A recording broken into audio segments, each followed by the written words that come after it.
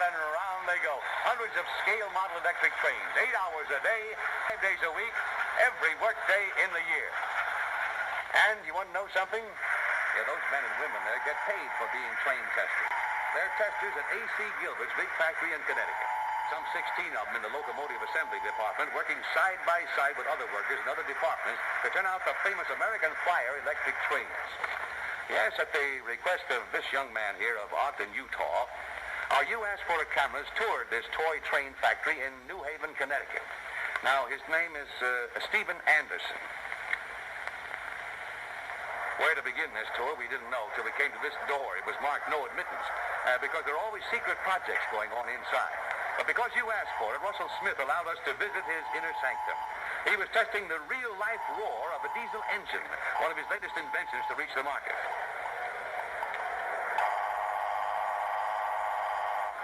Listen to that.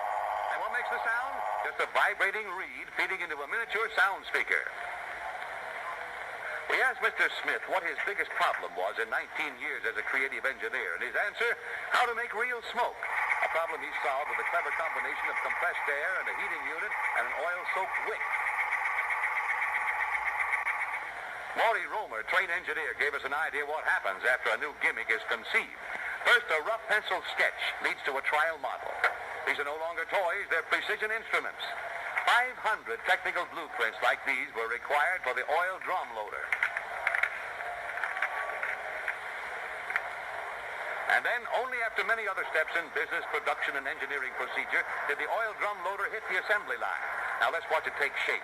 First, the motor and gearbox is tested.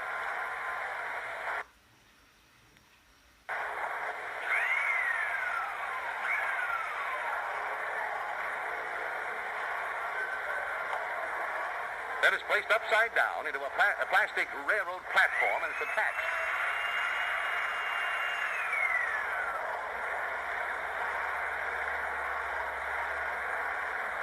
A small station shed goes over the motor and gearbox. Now watch carefully because it'll begin to make a lot of sense soon. Now a small truck with a driver is hooked onto that lever, half hidden by the station shed. And look, a remote-controlled oil drum loader. The truck moves over to the barrel rack. It hits a trip-loading device. The barrel falls into the truck. The lever pivots the truck around, and presto, the oil drum is deposited into a railroad car. Now, one idea on the assembly line, and Russell Smith goes on to the next, consulting with Ray Smith, director of... Hello, friends. We are in New Haven, Connecticut, on the corner of Blatchley Avenue and Peck Street. And we are here because this ginormous building was the site of the Erector set and American Flyer toys. I believe the company was called A.C. Gilbert back in the day.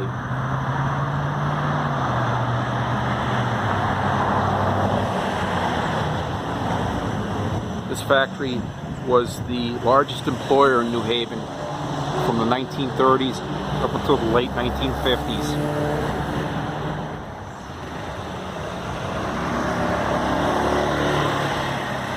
Looks like some of the upper floors are not being used.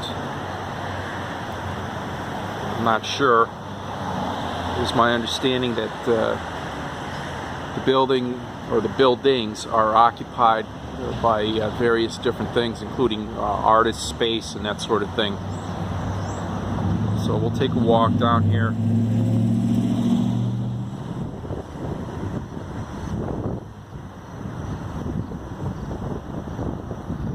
So again, A.C. Gilbert Company, Erector sets and American Flyer toys, including toy trains and other different types of toys were made here. The company went out of business in 1967 after the founder died in 1961. As you can see, the whole place is called Erector Square now. Just a little further down here.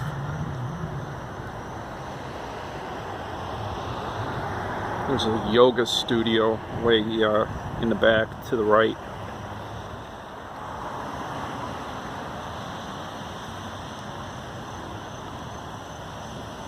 This is the main address, 315 Peck Street.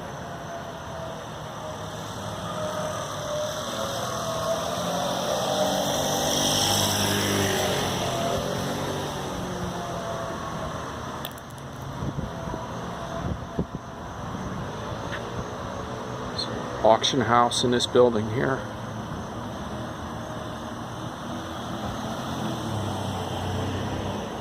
Another building over there. So this was quite a large factory. As I said, the largest employer in the city of New Haven from the 1930s up until the late 1950s.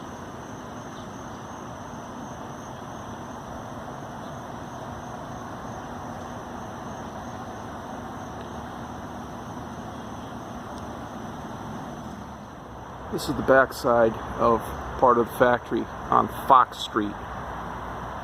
As you can see, it's self-storage. Got a cell tower there used on the old chimney. And of course, there's a lot of the artist space and stuff. The factory goes way back towards Blatchley Avenue. So it was quite a large factory. It's good to see the city is reusing this old place and hasn't let it go completely to rot. Thanks for watching.